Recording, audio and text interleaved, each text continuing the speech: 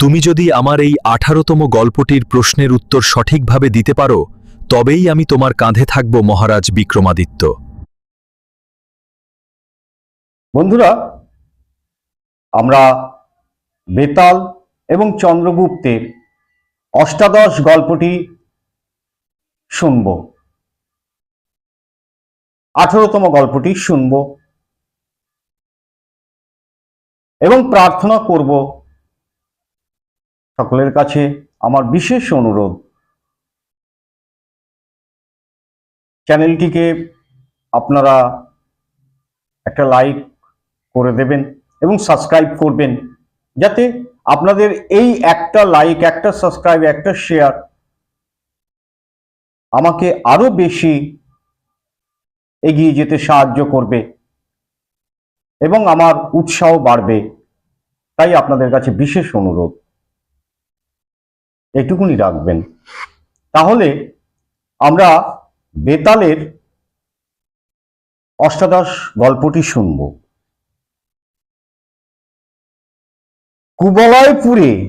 কুবলয়পুরে ধনপতি নামে একজন ধনী বণিক ছিলেন। ধনপতি নামে এক বণিক ছিলেন। তার একটি সুন্দরী মেয়ে ছিল। তার নাম কি? ধনবতী। অল্প বয়সেই গৌরী দত্ত নামে এক ধনী বণিক পুত্রের সঙ্গে তার বিয়ে হয়ে গেল। খুব কম বয়সে গৌরী দত্ত নামে আরেকটি বণিক ছিল, সেই বণিকের পুত্রের সঙ্গে এই ধনবতীর বিয়ে হয়ে গেল কম বয়সে। কয়েক বছর পর ধনবতীর একটি মেয়ে হলো। নাম রাখা হলো তার মোহিনী। ধনবতীর একটি মেয়ে হলো, সেই মেয়েটির নাম রাখা হলো মোহিনী। গৌরী দত্তের অকাল মৃত্যু হলে তার জ্ঞাতিরা ধনবতীকে অসহায় দেখে তার সম্পত্তি নিয়ে নিল। দেখো, অতি প্রাচীন কাল থেকে এই জিনিসগুলো হয়ে আসছে। আজ তুমি গল্পটা শুনলে, দেখো গল্প প্রাচীন পৌরাণিক সত্য কাহিনী, এগুলো অনেক কিছু শেখা যায়, জানা যায়, সতর্কও হওয়া যায়। তো অতি প্রাচীন কালে দেখো, তারা প্রচুর বড়লোক ছিল, ধনী, অর্থাৎ বণিক, ব্যবসায়ী। কত বড় ব্যবসায়ী! তাহলে মেয়েটির বাবা, মোহিনীর স্বামী, অর্থাৎ ছোট্ট মেয়েটির জন্ম হওয়ার পরেই বাবাটি মারা গেল। সঙ্গে সঙ্গে সে অসহায় পড়ে গেল মোহিনী। তাদের আর কেউ দেখার ছিল না। জ্ঞাতিগোষ্ঠীরা কি করলো? সেই সুযোগে তার সম্পত্তিগুলো কেড়ে নিল। এখনো হয় এরকম, তবে তাদের সাজাও হয়। প্রাণের ভয়ে অন্ধকার অমাবস্যার রাতে একাকিনী মেয়েকে নিয়ে বাপের বাড়ি রওনা হলো ধনবতী। প্রাণের ভয়, মেরে ফেলবে। অনেকের জীবনে আজও ঘটে। হ্যাঁ, দুঃখের বিষয়, আমি তো গল্প বলছি, এটা আমার জীবনী নয়, এগুলো ঘটে আজও। অন্ধকার রাতে পথ ভুলে ধনবতী এক শ্মশানে গিয়ে উপস্থিত হলো। সেখানে এক চোর রাজার দণ্ডাদেশে 3 দিন শুলে বসেছিল শ্মশানের মধ্যে। ভগবান রক্ষাকর্তা, তাই 3 দিনেও তার প্রাণ যায়নি, অর্থাৎ মৃত্যুর সময় তার হয়নি। কেউ হয়তো আসবে, তারও অপেক্ষায় ভগবান তাকে রেখেছিল বাঁচিয়ে। শুলে যাওয়া মানে তৎক্ষণাৎ মৃত্যু, কিন্তু সে 3 দিন বেঁচে ছিল। অন্ধকারে দেখতে না পেয়ে ধনবতীর সঙ্গে ধাক্কা লাগলো। চোর কাতর স্বরে বলল, আমার এই কষ্টের উপরে আবার কষ্ট দিলে। কে তুমি? এই কথা শুনে ধনবতী বলল, জেনে শুনে তোমাকে এ কষ্ট দিইনি, অন্ধকারে তোমাকে দেখতে পাইনি, আমাকে ক্ষমা করো। কিন্তু তুমি এই অন্ধকার রাত্রিরে এখানে কেন কষ্ট ভোগ করছো? চোর বলল, আমি জাতিতে বণিক, চুরির অপরাধে রাজা আমাকে শুলদণ্ড দিয়েছেন। জন্মকালে এক জ্যোতিষ আমার হাত দেখে বলেছিলেন, অবিবাহিত অবস্থায় আমার মৃত্যু নেই। দেখো, 3 দিন বেঁচে ছিল, কারণ চোরটি নিজেই বলছে এক জ্যোতিষী তাকে হাত দেখে বলেছিল অবিবাহিত অবস্থায় তার মৃত্যু হবে না। তাই আজ 3 দিন চলে গেল, তবু আমার মৃত্যু হচ্ছে না। তা বলে তোমরা হাত দেখাতে জ্যোতিষীর বিশ্বাসের উপরে নির্ভর করে চলো না, ওই জ্যোতিষী তোমাকে নিঃস্ব করে দেবে।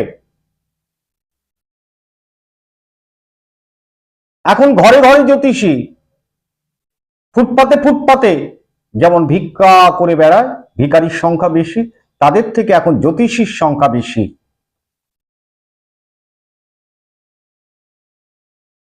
জ্যোতিষী ব্যবসা করার জন্য বসে থাকে না, যদি পারফেক্ট জ্যোতিষী হয়ে থাকে।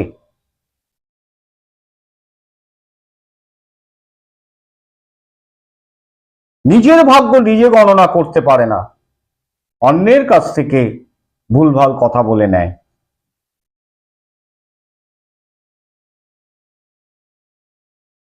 তাহলে অ্যাডভার্টাইজমেন্ট করতো না, লোককে জানাতো না আমি জ্যোতিষ, আমি সবকিছু পারি, নালে টাকা ফেরত। এটা কখনোই হতো না। সূর্যের আলোকে কেউ ঢেকে রাখতে পারে না, ঠিক সেরকম। কিন্তু এই যন্ত্রণা সহ্য করাও যাচ্ছে না। 3 দিন ধরে আমি রয়েছি, মৃত্যু হচ্ছে না, কিন্তু এই যন্ত্রণাও সহ্য হচ্ছে না। মৃত্যু হয়ে গেলে এই যন্ত্রণা থেকে মুক্তি পেতাম, চোরটি বলছে। অর্থাৎ ওই বণিক ছেলেটি বলছে, একমাত্র তুমি আমাকে এই যন্ত্রণার হাত থেকে রেহাই দিতে পারো। তুমি তোমার মেয়ের সাথে আমার বিয়ে দিলে আমি যন্ত্রণার হাত থেকে বেঁচে যাই। আমার অনেক ধনসম্পত্তি আছে, আমি সেসব তোমায় দিয়ে দেব। ধনসম্পত্তির কথা শুনে ধনবতীর আগ্রহ হলো, কারণ সে তো নিঃস্ব ভিখারি, এখন প্রাণের দায়ে সেও পালাচ্ছে। জ্ঞাতিগোষ্ঠীরা পেলেই তাকে, তার মেয়েকে শুদ্ধ মেরে দেবে। আবার ছোট্ট একটি মেয়ে, তাকে কি খাওয়াবে, কোথায় থাকবে? এখানে ভুল ধারণা, লোভ। এই যে মায়ের যে ধনবতী, অর্থাৎ এই মাটার মনে কি হলো, যে আগ্রহ হয়েছে সম্পত্তি পেয়ে। না, আগ্রহটা এমনি হয়নি, নিরুপায়। সেদিকটা চিন্তা করবে, বিচার এভাবে করতে হবে, সূক্ষ্ম চিন্তাধারা রাখতে হবে। সবসময় নির্দয় হলে হবে না, সদয় হতে হবে। সে বলল, কিন্তু তুমি তো এখনই মারা যাবে, আমার যে নাতির মুখ দেখবার বড় ইচ্ছা আছে, তা তো আর সম্ভব হবে না। চোর ধনবতীর কথা শুনে বলল, তুমি কন্যাদান করে আমাকে যন্ত্রণা থেকে মুক্তি দাও, আমি অনুমতি দিয়ে যাচ্ছি।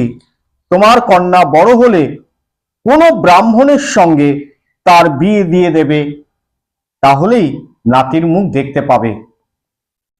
দেখো, ভাগ্য তাকে মৃত্যু মুখে ঠেলে দিয়েছে চুরির দায়ে। এত ভালো মানুষ, কোনো একটা ভুলের অপরাধে তার কঠিন সাজা হয়েছে।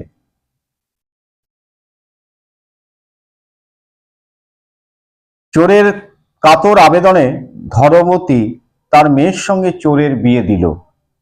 চোর বলল, সামনে ওই যে গ্রাম দেখা যাচ্ছে, ওখানে আমার বাড়ি, বাড়ির পূর্ব দিকে একটা কুয়ো আছে, তার নিচে কুয়োর কাছে একটা বট গাছ আছে। সেই বট গাছের নিচে আমার সমস্ত ধনরত্ন মাটির নিচে রাখা আছে, তুমি সেইগুলো নেবার ব্যবস্থা করো। এই কথা বলার পরই চোরের মৃত্যু হয়, বলে দিয়ে মারা গেল। ধনবতী তখন চোরের কথা মতো সেই বট গাছের গিয়ে মাটি খুঁড়ে সমস্ত ধনরত্ন নিয়ে বাপের বাড়ি চলে গেল। সব ঘটনা বাবাকে বলে সেই সব ধনরত্ন তাকে দিয়ে সেখানেই দিন কাটাতে লাগলো। তারপর ধনবতীর মেয়ে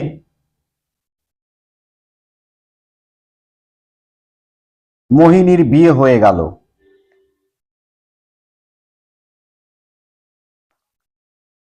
ধনবতীর মেয়ে মোহিনীর বিয়ে হয়ে গেল। একদিন সখীদের সঙ্গে জানলা দিয়ে রাস্তায় চলমান পথের দিকে তাকিয়েছিল মোহিনী। সেই সময় সুপুরুষ এক ব্রাহ্মণ পুত্রকে সেখানে দেখতে পেয়ে মোহিনী তার রূপে মুগ্ধ হলো। মোহিনী সখীকে বলে সেই ব্রাহ্মণ পুত্রকে তার মা ধনবতীর কাছে উপস্থিত করলো ডেকে এনে, এবং ব্রাহ্মণ পুত্রকে সেখানেই থাকার ব্যবস্থা করার কিছুদিন পর মোহিনী একটি পুত্র লাভ করলো। মোহিনী স্বপ্ন দেখলো, মোহিনী স্বপ্ন দেখছে বাকছাল পরা, তিনটি চোখ, কপালে বাঁকা চাঁদ, রূপোর মতো গায়ের রং, ষাঁড়ের পিঠে বসা এক সুপুরুষ তাকে বলছেন, তোমার পুত্র ক্ষণজন্ম, আগামীকাল মাঝরাতে তোমার ছেলেকে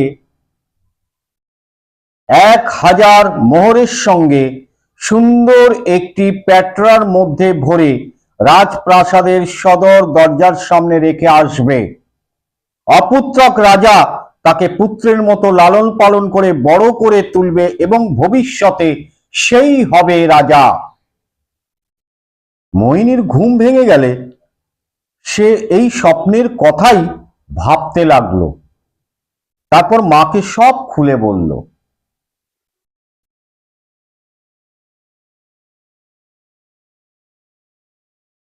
স্বপ্নাদেশ মতো ছেলেকে প্যাটরায় ভরে মোহর সহ রাজার প্রাসাদের সদর দরজায় রেখে এলো। এদিকে রাজাও স্বপ্ন দেখলেন সেই রকম এক দিব্য পুরুষ তাকে বলছেন, মহারাজ আর ঘুমিয়ে থেকো না, সুলক্ষণযুক্ত এক শিশু তোমার জন্য বাইরে অপেক্ষা করছে। দেরি না করে তাকে গ্রহণ করো এবং নিজ পুত্রের মতো প্রতিপালন করো। ভবিষ্যতে সেই রাজা হবে এবং তোমার মুখ উজ্জ্বল করবে। রাজার ঘুম ভেঙে গেল এবং তিনি সব কথা রানীকে গিয়ে বললেন। তখন দুজনে কৌতূহল হয়ে রাজপ্রাসাদের বাইরে এসে দেখলেন রাজা যা স্বপ্নে দেখেছেন সেই মতো একটা প্যাটরা পড়ে আছে। প্যাটরার মুখ খুলে দেখলেন দিব্যকান্তি এক শিশু তার মধ্যে শুয়ে আছে এবং তার গায়ের আলোয় চারিদিকে আলোকিত হলো। রানী খুশি হয়ে সেই শিশুকে কোলে তুলে নিলেন এবং রাজা মোহরগুলোকে নিয়ে প্রাসাদে ঢুকলেন। পণ্ডিতদের ডেকে ছেলের লক্ষণ পরীক্ষা করলেন। পণ্ডিতরা সকলে একমত হয়ে বললেন, মহারাজ এ ছেলে আপনার যোগ্য উত্তরাধিকারী হবে। এই যে শিশু একদিন পৃথিবীর অধীশ্বর হবে তাতে কোনো সন্দেহ নেই। যথাকালে হরিদত্ত, তার নাম কি ছিল? ওই পুত্রটার নাম রাখা হলো কি? হরিদত্ত। যথাকালে হরিদত্ত সর্ববিদ্যায় দক্ষ হয়ে উঠলেন। রাজা একদিন স্বর্গে গেলে হরিদত্ত রাজা হলেন এবং ক্রমে ক্রমে সমস্ত পৃথিবীর উপর তার একাধিপত্য স্থাপন করলেন। কিছুদিন পর হরিদত্ত তীর্থযাত্রায় বেরিয়ে অনেক তীর্থ ঘুরে শেষে গয়ায় এসে ফল্গু নদীর তীরে যথাবিধি শ্রাদ্ধ করে পিণ্ডদানে বসলেন। মন দিয়ে শোনো।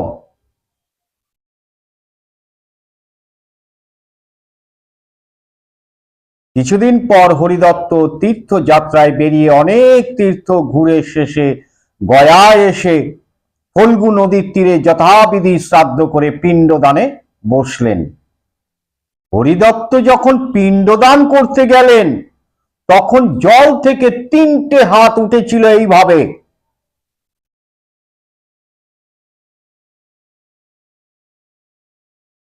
ডান হাত। কার কার এই 3টে হাত? একটি হচ্ছে সেই প্রথম চোরের হাত, একটি সেই বণিকের বরের, আর অন্যটি রাজার।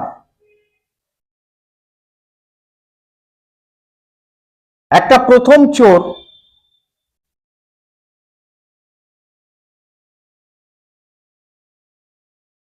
আর একটা বরের।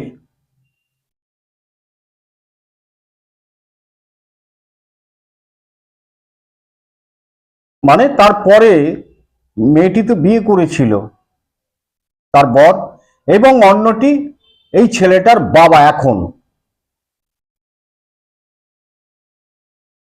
এই পর্যন্ত বলে বেতাল বলল, মহারাজ আমাকে বলো এই 3জনের মধ্যে কে হরিদত্তের পিণ্ড পাবার প্রকৃত অধিকারী? শাস্ত্র ও যুক্তি দিয়ে আমাকে এর উত্তর দাও। রাজা বললেন, চোরের, ওই যে শুলে চড়েছিল শ্মশানে, সেই চোরের কথা। কারণ বণিক বর টাকার জন্য মোহিনীর কাছে নিজেকে বিক্রি করেছিল। সেই বণিক বরটা টাকার জন্য মোহিনীর কাছে নিজেকে বিক্রি করেছিল। রাজাও প্রতিপালনের জন্য 1000 স্বর্ণ মুদ্রা পেয়েছিলেন, কিন্তু সেই চোর ছেলের জন্য তার সবকিছু দিয়ে গিয়েছিল এবং মোহিনীর মা তাকে কথা দিয়েছিল ছেলে তারই হবে। সে কিন্তু আটকে রাখিনি মোহিনীকে আটকে রাখিনি সেই শুলে চড়া ছেলেটি। আমি চলে গেলে পরবর্তী তুমি তাকে বিয়ে দিয়ে দেবে, তুমি নাতির মুখ দেখতে পাবে। তার জন্য চোর টাকা নিয়েছিল, বটগাছের গোড়া খুঁড়ে টাকা পেয়েছিল। এদিকে রাজা